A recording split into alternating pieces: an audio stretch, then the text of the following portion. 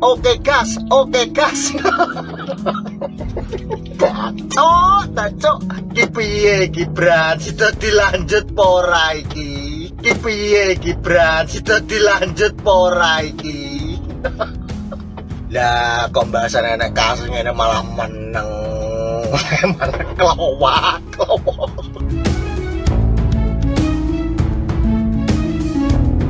Itu gimana sekarang aplikasinya? Nggak jalan kayaknya.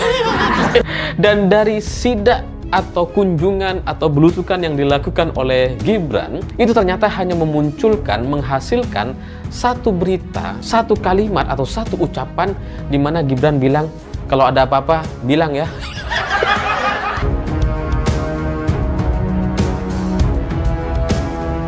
Itulah hebatnya Pak Bahlil. Dia seorang menteri, dia berani berhadapan dengan masyarakat. Dan Pak Bahlil secara spontan mengatakan kalau kami pemerintah tidak maksimal rakyat, kami minta maaf. Ini seorang tokoh, seorang pemimpin yang patut kita contoh sebetulnya. Kalau itu problem kenapa terjadi kebocoran gas LPG subsidi kita, kenapa warung yang jadi kambing hitam? Nggak boleh dong. Ketidakmampuan negara untuk kemudian memberangus, menangkap, menyelesaikan, memperbaiki dan sebagainya terhadap proses oplosan-oplosan yang ilegal ini, jangan mengkambing hitamkan warung. Warung ini untung berapa? 1.000-2.000 perak kok. Dan kenapa dia jualan jadi bikin warung? Karena negara gagal memberikan lapangan pekerjaan.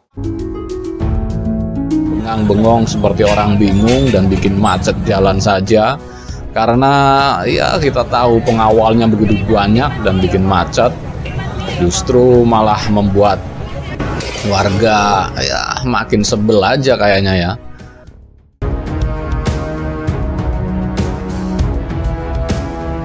Beginilah rumitnya pembelian dan antrian panjang tabung gas LPG ukuran 3 kg. Bersama ratusan buruh yang tergabung dalam Konfederasi Serikat Pekerja Indonesia dan Partai Buruh melakukan aksi di depan kantor Kementerian SDM Jakarta Pusat. Tidak mencukupi sama sekali. Pasti kurang.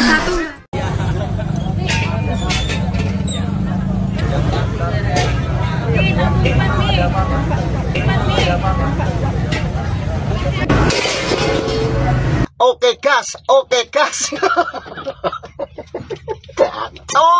Cok, ki piye Gibran, sida dilanjut pora iki? Lah, kok bahasan enek kasus ngene malah meneng. Malah kelowak. Lah kok saiki kowe malah meneng. Nah, iki gek piye karepmu? Delok ta iki lho, piye? Cok. Tentu kita ingin tanya, apa kabar lapor Mas Wapres? Dan itu yang gelap gulita dalam 100 hari kepemimpinan ini. Nah, itu gimana sekarang aplikasinya? Nggak jalan kayaknya. Dan dari sidak atau kunjungan atau belusukan yang dilakukan oleh Gibran, itu ternyata hanya memunculkan, menghasilkan satu berita, satu kalimat atau satu ucapan di mana Gibran bilang, kalau ada apa-apa bilang ya. Kelihatan sekali dari video yang beredar, itu nampak Gibran itu sangat-sangat kebingungan. Dia nggak tahu mau ngapain gitu. Wah, ini nih, gas LPG 3 kilo, gas melon yang warna hijau, hilang katanya dari pasaran. Langka, jadi orang perlu ngantri-ngantri tuh buat dapetin itu. Kalau udah begini gimana? Gimana kalau kita lapor Mas Wapres?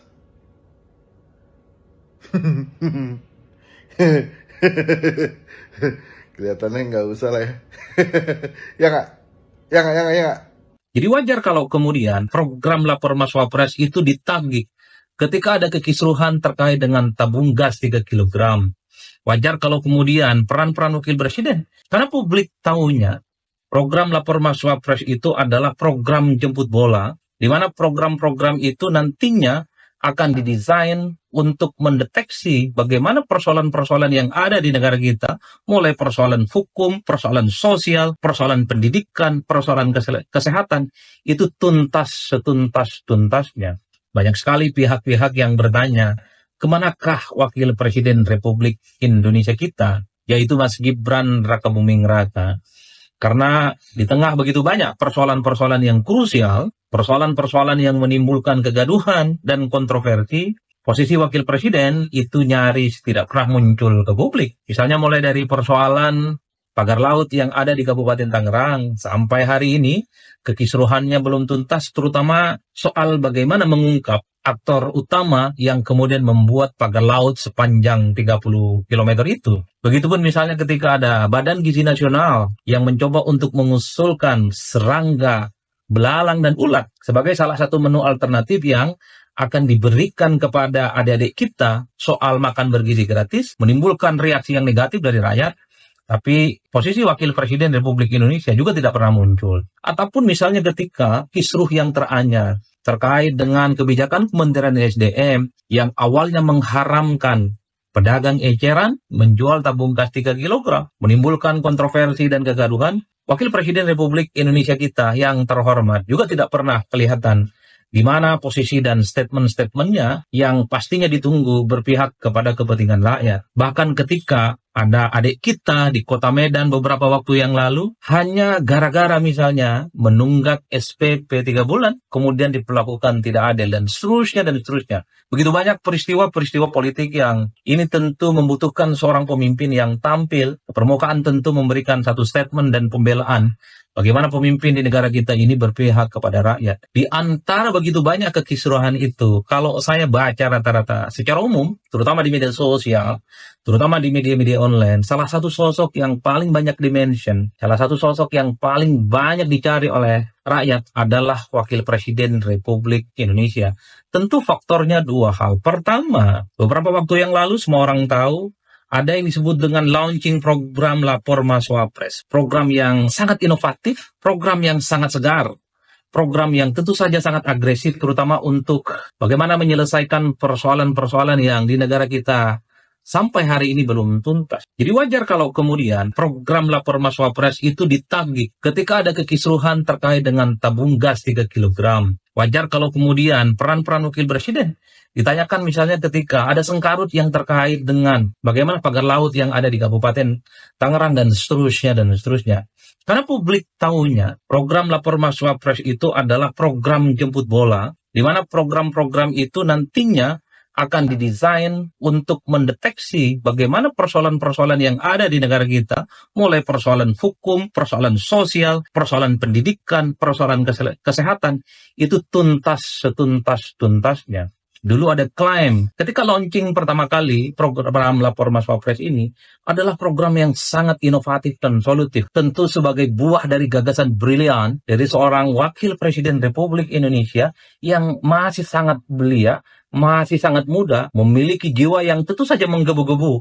Bagaimana persoalan kebangsaan kita itu jangan seperti yang masa lampau, tapi adalah bagaimana persoalan yang terjadi hari ini itu bisa tuntas dalam waktu yang sesingkat-singkatnya. Jadi wajar kalau begitu banyak kekisruhan-kekisruhan belakangan ini, salah satu sosok yang paling ditanya itu adalah posisi Wakil Presiden Republik Indonesia. Kui kan pilihanmu, Kang. Nikmatin aja. Oke, gas. Oke, gas.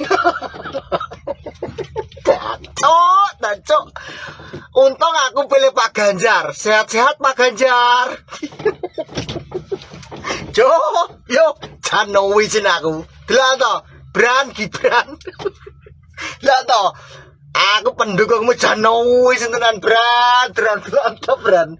Ki piye ki Bran, sida dilanjut pora iki. Ini ki lho buktine komen-komen sing bully aku, sing ngenyek aku, delok to. Ngene iki ora yo isin aku wis kadung kaya ngono lembiyane gembar-gembar ndukung awakmu karo Pak Prabowo nganti akunku ilang kebenet Bran Gibran. Lah kok saiki kowe malah menang. Nah iki gek piye karepmu?